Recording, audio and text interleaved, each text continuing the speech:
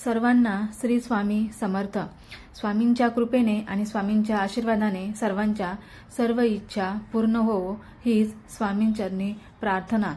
तर आज आपण गरुड पुराणानुसार मानव जन्म कसा मिळतो, तसेच वाईट कामे केल्यावरती कोणत्या योनीत जन्म होतो आणि चांगली कामे केल्यावरती कोणत्या योनीत जन्म होतो हे आपण या व्हिडिओमध्ये आज बघणार आहोत.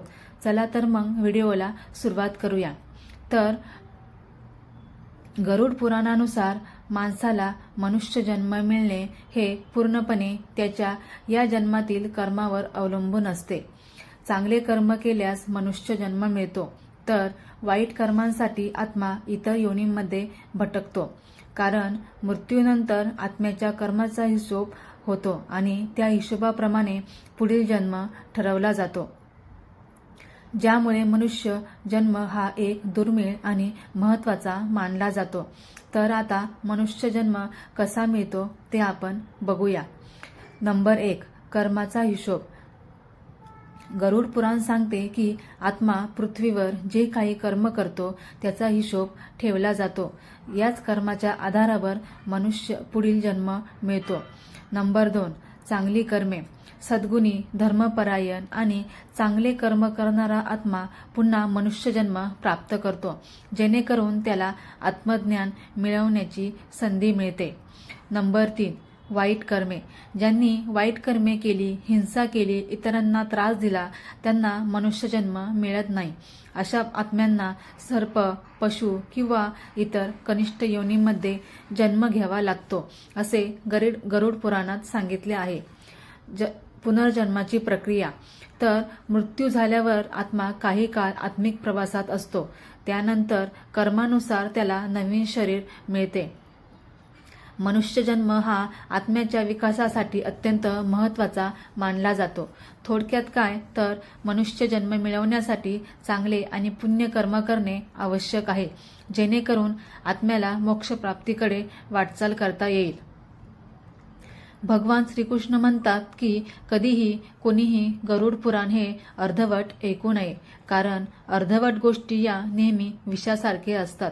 म्हणूनच मी तुम्हाला विनंती करते की हा व्हिडिओ शेवटपर्यंत नक्की बघा. चला तर मग एका कथेद्वारे आपण जाणून घेऊया की गरुड पुराण आणि स्कंद पुराणानुसार मनुष्य आपल्या कर्माची फळे कसे भोगतो. अत्यंत शांत, गहन रात्रीचा क्षण. वारा मंद वाहतो आहे. एका प्राचीन आश्रमाच्या आत मशालीची मंद ज्योत हलत आहे. त्या आश्रमात वयोवृद्ध ऋषी अंगिरा ध्यानातून हळूहळू डोळे उघडतात. त्यांच्या आजूबाजूला शिष्य बसलेले. दूरवरून नदीकाठचा मंद ध्वनी ऐकू येतो. त्या वातावरणात शिष्य एक प्रश्न विचारतो, गुरुदेव, मृत्यू झाल्यानंतर आत्म्याचं काय होतं आणि मानव जन्म इतका दुर्लभ का म्हणतात? ऋषी अंगिरा खोल श्वास घेत म्हणाले, बाळांनो, पहिलं सत्य ऐका. शरीराचा नाश होतो, पण आत्मा कधीच मरत नाही. मृत्यू म्हणजे शेवट नाही, तो फक्त दुसऱ्या प्रवासाची सुरुवात आहे. मानव जन्म हा प्रवासाचा अंतिम टप्पा नाही, पण अत्यंत मौल्यवान टप्पा आहे. कारण मनुष्य रूपात आत्म्यास कर्म सुधारण्याची संधी मिळते, पण हा जन्म मिळणे अतिशय कठीण आहे. अंगिरा पुढे सांगू लागले, एक कथा सांगतो. कथा एका मनुष्याची. नाव ध्रुव. साधा आयुष्य जगणारा, मनाने चांगला, पण कधी कधी राग, अहंकार, लोभ त्याला घेरत.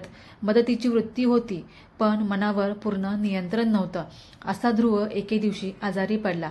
घरच्या लोकांनी सेवा केली, औषधं केली, पण वेळ ओसरत चालली आणि एका रात्री त्याचा श्वास मंदावू लागला. अखेरचा श्वास जाताच त्याचं शरीर थंड पडलं, पण त्याचा आत्मा शरीरातून जसाच्या तसा उठला आणि त्याने स्वतःलाच मृत पाहिलं. तेवढ्यात 2 यमदूत दिसले, काळ्या धुक्यातून उगवलेले, पण भयानक नाहीत तर शांत. त्यांनी नम्रतेने म्हटलं, ध्रुव, तुझं पृथ्वीवरील कार्य पूर्ण झालं, आमच्यासोबत ये. ध्रुव घाबरला, पण त्याच्या मनात एक विचित्र शांती होती. यमदूतांनी त्याला एक अदृश्य मार्ग दाखवला, ज्यावरून प्रकाशाचे लहरी उठत होत्या. हा मार्ग प्रेतयात्रा मार्ग म्हणून ओळखला जातो. त्याचा प्रवास सुरू झाला. पहिल्या काही दिवसात ध्रुवाला पृथ्वीवरील आपल्या कुटुंबाचा आवाज ऐकू येत होता. त्यांचे रडणे, त्यांचा आक्रोश, त्यांचे दहन, सगळं. त्याला वेदना जाणवत नव्हती, पण एक खोल भावनिक ओढ जाणवत राहते. 13 दिवसांपर्यंत आत्मा पृथ्वीच्या जवळ असतो. त्याच काळात ध्रुवाला जाणवत होतं की त्याचं आयुष्याचं दृश्य एखाद्या चित्रपटासारखं त्याच्या डोळ्यांसमोर जातंय. जणू वेळ थांबलीये, पण सगळं स्पष्ट दिसतंय. हळूहळू ध्रुव पुढे गेला. मार्ग लांब आणि अंधाराने भरलेला. काही ठिकाणी वारा गोंगावत, तर काही ठिकाणी शांतता काट्यासारखी टोचणारी. 30 दिवसांचा हा प्रवास म्हणजे आत्म्याची तयारी. त्याला स्वतःचे चांगले वाईट कर्म स्वप्नांसारखे आठवू लागले. 45व्या दिवशी एक विशाल प्रकाशद्वार त्याच्यासमोर आले. त्या द्वारातून आत गेल्यावर त्याला एक अद्भुत प्रदेश दिसला. ना पृथ्वी ना स्वर्ग, ते होते यमलोक. सुवर्णद्वार, विशाल सभामंडप, चमकणारे स्तंभ आणि मध्ये महाकाय सिंहासन आणि त्यावर बसलेले यमराज. ध्रुव त्यांच्यापुढे उभा राहिला. यमराजांनी गंभीर आवाजात म्हटलं, ध्रुव, घाबरू नकोस. आम्ही न्याय देतो, शिक्षा नाही. तू आयुष्यात केलेली सर्व कर्म आता तुझ्या पुढील प्रवासाचा निर्णय ठरवतील. समोर एक तराजू प्रगट झाला. एक बाजूला पाप आणि दुसऱ्या बाजूला पुण्य. ध्रुव थरथरत पाहत राहिला. त्यांची केलेली चांगली कर्म, दान, मदत, सत्य बोललेले क्षण ते प्रकाशाच्या गोळ्यांसारखे तराजूत जमा होत होते. आणि त्याचे चुकीचे कर्म, राग, अहंकार, बोलण्यात केलेली चूक तेही काळ्या धुरासारखे दुसऱ्या बाजूला जमा होत होते. तराजू हळूहळू थांबला. दोन्ही बाजू जवळजवळ समसमान.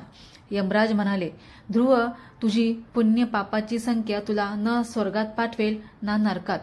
तुझ्यात एक कमी आहे, पूर्णता नाही, पण एक गुण आहे, पश्चाताप आणि सुधारणेची इच्छा. यमराज पुढे म्हणाले, अशा आत्म्यांसाठी एक विशेष मार्ग असतो, तो म्हणजे मानव जन्म. ध्रुव चकित झाला. मला पुन्हा मानव जन्म? हो, यमराज म्हणाले, कारण मानव जन्म हा कर्म बदलण्याची, स्वतःला घडवण्याची आणि मोक्ष मिळवण्याची एकमेव संधी आहे. पण मानव जन्म मिळवण्यासाठी एक मोठा टप्पा बाकी होता, तो म्हणजे गर्भप्रवास. ध्रुवाला एका सूक्ष्म प्रकाशबिंदूमध्ये बदलून एका स्त्रीच्या गर्भात पाठवण्यात आले. त्या गर्भात त्याचा पहिला अनुभव अत्यंत अंधार, जडता, पण शांत ऊब. जसे जसे दिवस गेले तसतसा त्याचा आकार तयार होऊ लागला. पहिल्या महिन्यात तो एका प्रकाशकणासारखा तरंगत होता. दुसऱ्या महिन्यात अंगावर मांसाचा थर, तिसऱ्यात डोळे, कान, नाक तयार आणि 6व्या महिन्यात त्याच्या पूर्वजन्मातील आठवणी पुन्हा जाग्या झाल्या. तो गर्भातच विचार करू लागला, या जन्मात मी वाईट करणार नाही, लोकांना मदत करेन, भक्ती करेन, अहंकार सोडेन. ध्रुव गर्भातच देवाला प्रार्थना करू लागला, प्रभो, मला हा जन्म दिलात तर मी तुम्हाला विसरणार नाही. पण गरुड पुराण सांगते, जन्मताच आत्मा पूर्वजन्म सर्व विसरतो, कारण विस्मरणच मानवाला नवा आरंभ देतं. 9वा महिना पूर्ण झाला. आईला प्रसूती वेदना सुरू झाल्या. एका वेदनादायक क्षणी ध्रुव तोच आत्मा गर्भातून बाहेर आला आणि जगात एक नवजात बाळ म्हणून जन्माला आला. जन्मताच तो रडला, कारण 9 महिन्यांच्या बंधनातून मुक्त होताना आत्म्याला एक गूढ वेदना जाणवते. ध्रुव पुन्हा पृथ्वीवर आला, पण त्याला काहीही आठवत नव्हतं. आईबाबांच्या चेहऱ्याकडे पाहून तो फक्त रडत होता. पण त्याच्या बालकाच्या शरीरात एक आत्मा होता, फक्त एका संधीची वाट पाहणारा.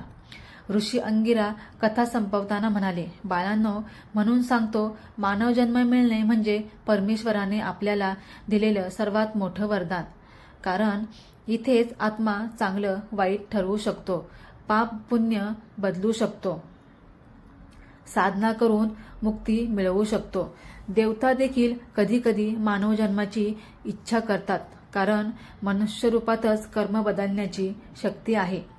ऋषी शांतपणे पुढे म्हणाले, जर मनुष्य आयुष्य वाया घालवतो, लोभ, राग, मत्सर, व्यसन, हिंसा यामध्ये पडतो, तर तो पुढे प्राणी, पक्षी, कीटक किंवा नरकातील यातनांमध्ये जातो. आणि जर प्रेम, दान, सत्य, करुणा, भक्ती, सेवा करतो, तर त्याचा पुढचा मार्ग स्वर्ग, देवलोक किंवा थेट मोक्ष प्राप्त होण्यापर्यंत जातो.